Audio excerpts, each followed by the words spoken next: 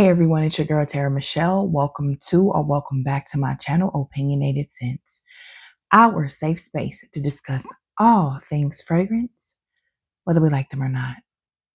Today's video is going to be about the forgotten ones. Now, these are just a handful or a few more than a handful of fragrances that I purchased a while back, knew I liked them, knew I wanted them in my collection, and then just didn't get around to wearing them anymore. Most of these I had samples or decants of, some not so much, but a few of them were a love at first smell. And there's no excuse other than my collection got too big and there's only so many days in a year. So if you're interested to see what I chose, let's jump right into the video.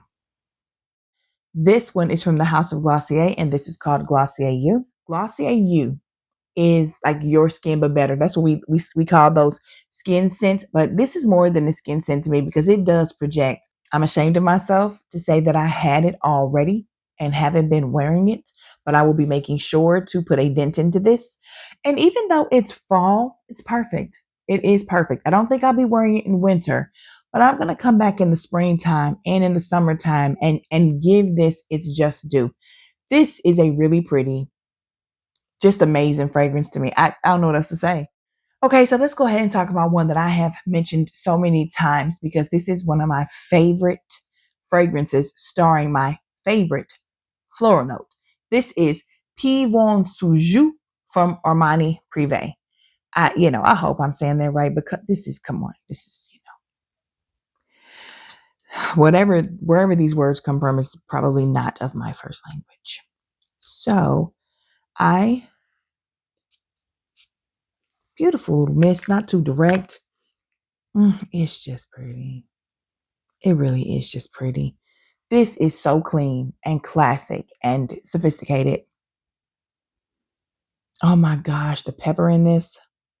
Like, it gives it such a pretty, like, this is juicy. This is sparkling. I think there's raspberry in here to go with the peony. There's definitely rose. I think there's multiple types of rose. It's been so long since I sprayed this. So long since I tested this and I wore this. I do believe I wore this one time. Yeah, there's a little bit of you can tell some sprays was in there. But baby, this is, why have I not been reaching for this in the springtime and in the summertime? This smells like money. I feel like the reason I don't reach for this is because I don't feel like I do anything important enough to require this level of excellence in a beautiful, sophisticated, classy, modern chic fragrance. This is what you want. I gotta wear this. Like, I feel like as floral as this is, as sparkling, as juicy, I feel like I want to wear it now. I know it's fall. I know we're supposed to be getting into that vanillic vibe, into those gourmands for those of us who like gourmands and all that good stuff. But this just gave me such a refreshing, like, just, ooh. And it's like, there's a tartness there. It's definitely got to be some raspberry in here. And I'm taken aback. Like, when I thought about this list, I thought about this fragrance, and this is the one I didn't spray to see if I wanted to put this on the list. I had worn Glossier You, and I had worn another one that's going to be on here. And I said, you know what? I need to get to the ones that I know I should be wearing because I like them so much. And this is definitely one of those. So again, that is Pivon Suju from the House of Armani Privé. I think it's Giorgio Armani's Armani Privé line. Man, it smells so good in here, y'all. So pretty and sophisticated. Like, how dare I not be wearing that? If you follow me on Instagram, then you saw me post a picture of this. You saw me talking about this. I wore this a couple of weeks ago, and I've been wearing it since. So this is in my rotation. This is Angel Iced Star from the House of Mugler. And yo. So this has pineapple in it. I think some coconut. It definitely has that patchouli that is known to be in that angel line. And I really just, let me tell you something.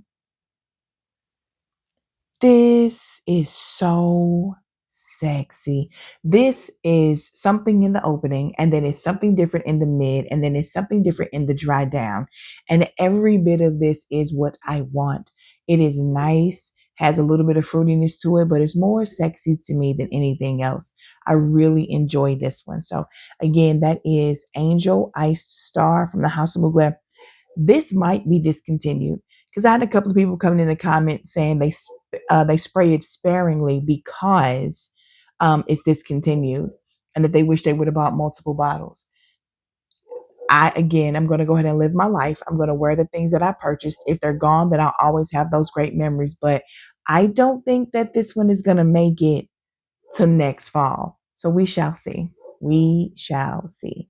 Really quickly, and I do apologize about my neighbor's dog. Nico is just on a tear. And if I want to film, I got to try to get it in and just hope that this mic doesn't pick him up too much. But I do want to say a heartfelt goodbye to Lancome's Eat All Now.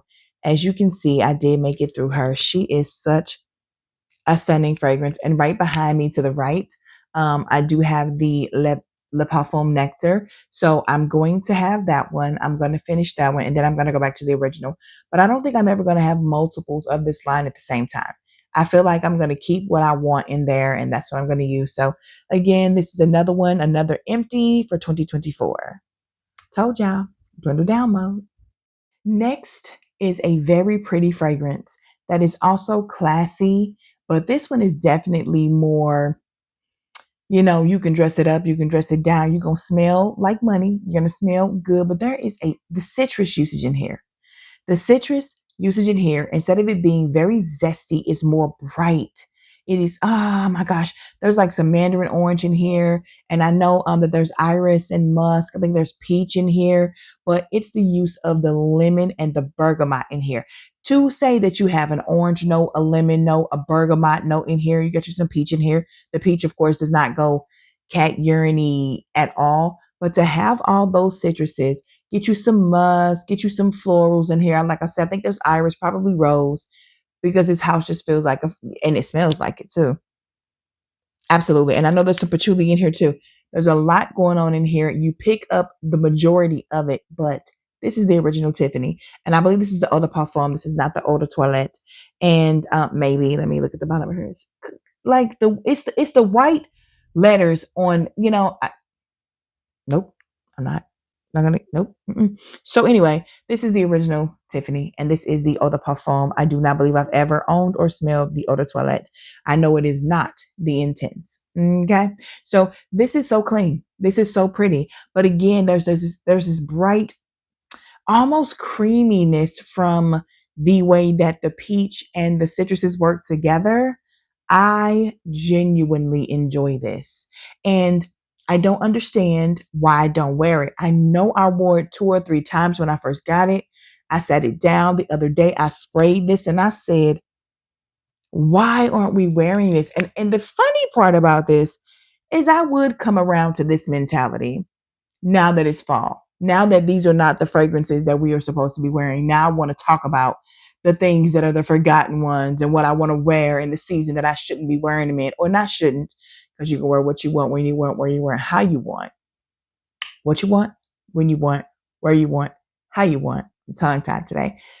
I just don't want to wear this right now. It's too cold for it, but I will remember to add it to my spring tray. I promise. Y'all and myself. I ain't gonna lie to us now. Come on. What we doing?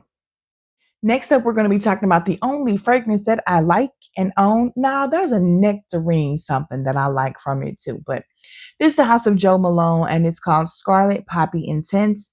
And I like this bottle. I like this bottle. And I like this. So I never really truly got you better go ahead with that spray. That's just going to miss me all over the place. Oh, this smells so good. Yes, Lord. There's a fig note in here that I pick up on my skin. This pulls. Matter of fact, we're gonna go ahead and put it on my skin, because this pulls like there's such a creaminess to it. There's a cleanness. There's a freshness, but that also has like this sweetness to it, a slight sweetness. Beautiful. If you don't like super sugary stuff, I'm not talking about that. I'm talking about something that you smell and yeah, this is exactly how this is supposed to smell. There's a greenness on my skin. There's a slight fruitiness on my skin. It is feminine. It is pretty. It is, everyday wear. You can wear this to work. If you want to wear it on date night, you can, but I would save that to more of the dry down part. But this is a pretty girl. Next up is a fragrance from Hermetica. This is called Peony Pop. And this one reminds me a little bit of Jasmine Wisp by Razazi, I think is what it was. But it really reminds me of Juicy Flowers by Mancera. There is a potency to this. It's like a magical but very potent fruity floral fragrance. You are going to be smelled. This thing projects and it lasts. And I really, really, really do like it. The bottle is so weighted. The top is too. It just gives off quality for the packaging. I know a lot of y'all care about that. But for me, I think this is a better floral for fall. I don't want to wear something this heavy and potent and pungent. And I'm using those in a good way. You know, sometimes you say pungent and somebody thinks that that equates to not smelling good. But no, this, if you spent your money on it, because it's not cheap, it's not the most expensive thing in the world either. But if you spent your money on Peony Pop, you are definitely going to get a bang for your buck. You're going to be able to smell you, the scent bubble, the scent trail. This is really, really good. I think there's a raspberry note in this too. And it has this dryness, almost like that chalkiness, but almost like dry ice, like the smoke that comes off of dry ice. I feel like that's somehow embodied in here, if that makes any sense. If you've smelled this before, let me know what your thoughts are. But I'm a peony girl. It's my favorite floral note. There's so much going on in here, though. The rose is very, outstanding. You're going to get that. There's a little bit of a creaminess to it to match that dryness. There's a lot going on in here, but in the best way. Whoever made this fragrance, whoever the perfumer is, knew what they were doing, wanted to play with a bunch of different things that contrast and say, you know what, we can make noise, we can make chaos, and it's gonna make sense. You know what I'm saying? And I like that. I like when you take me on a fragrance journey. I like that when I spray this, I almost always get something new, something different. So it's not boring. If I'm gonna spend my money, give me fun. Promise me a fun time. I'm going to smell great. I'm going to be able to pay attention to what's going on and experience something. It's a vibe. I don't know a lot about Hermetica, but I'm glad I have this in my collection. Last but not least is from Plume Expressions, and this is Pop Heart. First of all, the packaging is absolutely stunning. Another weighted bottle. The top definitely weighted. Just guys, look at this. Look at this. The detail in here. Try not to show my nails because it's time to go get them done. But yes, this is so beautiful. So this thing is the perfect fruity, floral, sweet, musky fragrance to me. And oh my God, I don't know what's in it. I don't remember what's in it. I bought this so long ago, maybe a year or two, a year, maybe over a year, something like that. Long enough to where I know I should have worn this by now. I also think, like Peony Pop, this is good for now. This is good for fall right now. If you're someone who likes to wear what you want, when you want, where you want, how you want, and you love a floral on a crisp breeze, baby, it's like 50 degrees here right now. Okay. And this is going to be good. This is weighted enough. Both of these fragrances are weighted enough in their floral heaviness with the help of, I think there's this smells like, I smell strawberry in here. Maybe pineapple too. This is fruity. This is very fruity to me. I wouldn't be surprised if it had some raspberry in there. What's the name of that? What's the thing that everybody put in everything last year? Oh God, it smells like it smells like thick, almost like molasses, but berries. Black currant, black currant, however you name it, that's in here. That is definitely in here. This gives me, for a second I smelled C. One of the C's, like 2021, 23, 24, 27, 28, which one it was. But I'm not picking up anymore. But black currant, I think, or currant is going to be definitely in this thing here. And I think that there is caramel in here, if I remember correctly, just based off of when I purchased it. I thought that would be interesting. And there might be vanilla in here too, but it's not super sweet, guys. I promise it's not.